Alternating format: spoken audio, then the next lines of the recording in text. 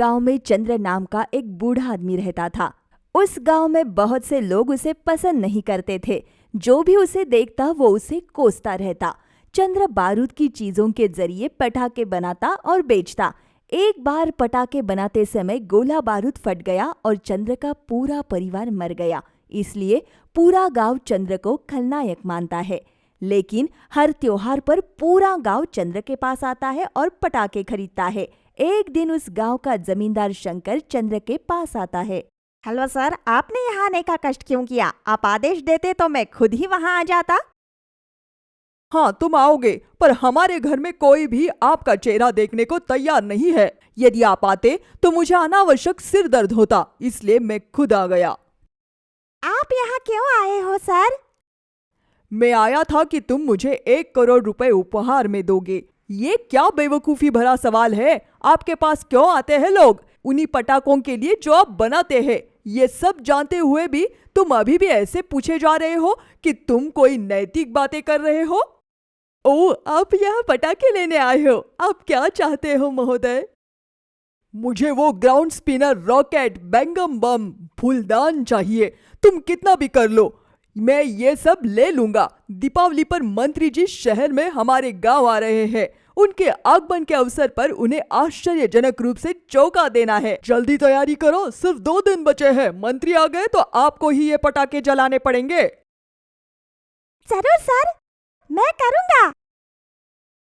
मानो मैंने तुमसे कोई वरदान मांग लिया है। तुम ऐसे छलक रहे हो जैसे तुमने कोई वरदान दे दिया हो। जैसे कहा है वैसा ही करो। मैं निकल रहा हूँ।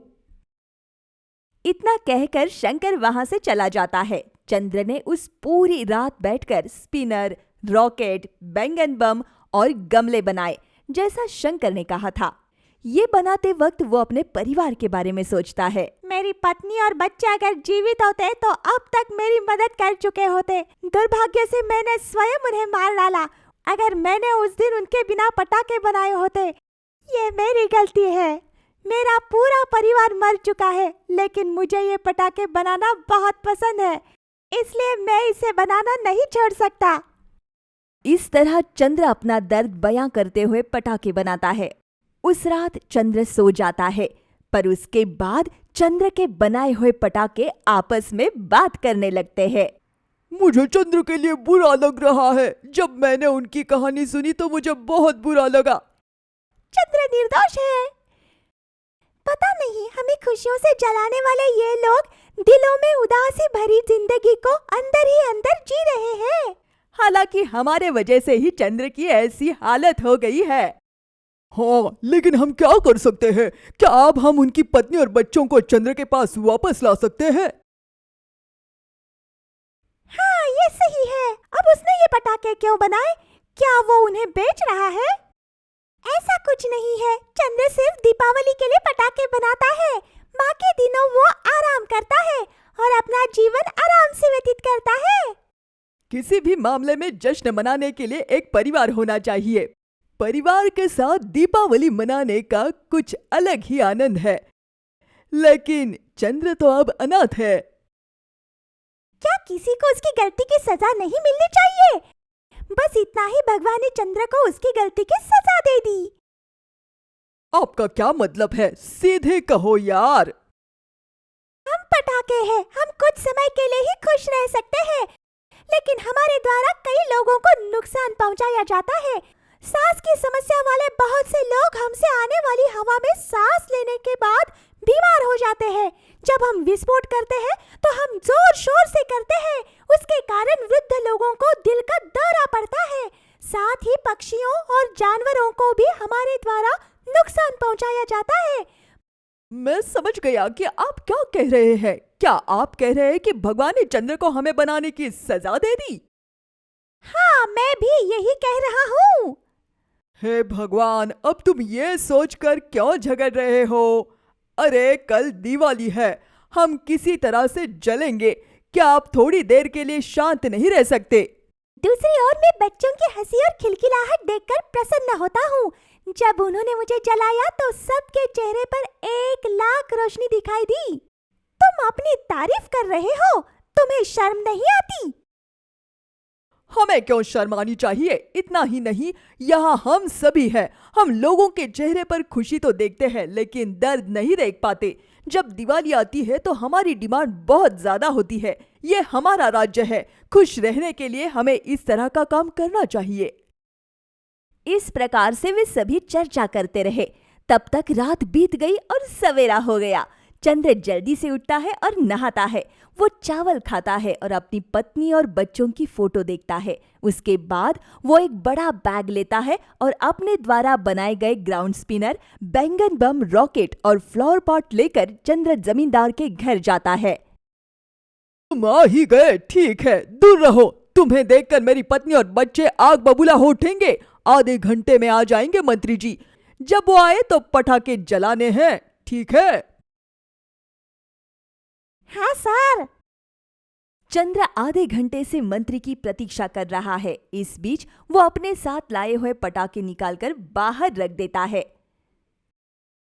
देखो, चंद्र खुशी में नाचेगा। हाँ, उसे अच्छे पैसे जो मिल गए। शाम को वो जमींदार चंद्र को शराब और चिकन के टुकड़े दे देगा। दूसरों के बारे में अफवाहें बोलना क्या आपके लिए जरूरी है? क्या आप शांत नहीं रह सकते? बहुत हो गई तुम्हारी बातें। उधर देखो, मंत्री जी यहाँ आ रहे हैं। मंत्री जी के आते ही शंकर मुस्कुराता है। वो खुशी खुशी मंत्री को आमंत्रित करता है। इसी बीच अचानक से 2 आतंकवादी वहां आ जाते हैं। उन्होंने मंत्री को घेर लिया। उनका कहना है कि जो भी मंत्री के पास आएगा वो उसे मार देंगे। तभी पटाखे एक बेहतर विचार के बारे में सोचते हैं। आज चंद्र की मदद करने का दिन आ गया है। अरे भाई, पूरी बात करो। आधा कहकर हमें इस तरह से भ्रमित मत करो। मेरी बात ध्यान से सुनो। हमारी वजह से चंद्र का पूरा परिवार मर गया। तभी से पूरा गांव चंद्र के बारे में ऐसी बातें करता है जैसे उसने कोई अपराध किया हो। उसे हीरो बनाते हैं। ये कैसे संभव है? हम ऐसा कर सकते हैं? हाँ, अगर हम कोशिश करें तो हम कर सकते हैं। लेकिन मुझे बात बताओ कि ये कैसे हो सकता है? मंत्रियों के साथ जो आतंकवादी है उन पर एक बार में कूदते हैं, तब वो हमारे विस्फोट से मर जाएंगे। बिना देर किए हमला करते हैं। ऐसा कहते हुए सारे पटाखे एक ही बार में आतंकवादियों के ऊपर गिर पड़ते हैं। एक बार में विस्फोट करते ही आतंकवादी मौके पर ही मर जाते हैं। हर कोई सोचता है कि चंद्र ने उन्हें आतंकवादियों पर फेंका है। तुमने बहुत अच्छा काम किया है चंद्र। तुमने इस गांव की लाज बचाई है। मैं इस गांव को कभी नहीं भूलूंगा जिसने मेरी जान बचाई। इसलिए मैं इस गांव पर आशीर्वाद बरसाता रहूंगा। मैं एक नया अस्पताल बनाऊंगा, गांव के लिए सड़कें बनाऊंगा, स्कूल बनाऊंगा। मैं इस गांव को गोद लेकर सुनिश्चित करूंगा कि किसी को कोई परेशानी ना हो। ऐसा कहकर मंत्री वहां से चले जाते हैं। उसके बाद गांव के सभी लोग चंद्र को एक महान व्यक्ति के रूप में प्रशंसा करते हैं। जो लोग उन्हें शाप देते थे, उन्हें खलनायक समझते थे, वो अब उन्हें नायक समझकर प्रशंसा कर रहे थे।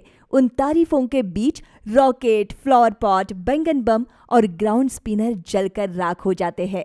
जले हुए पटाखों को आग से निकालते हुए, आंसू बहाते हुए चंद्र उन्हें थैंक यू कहता है।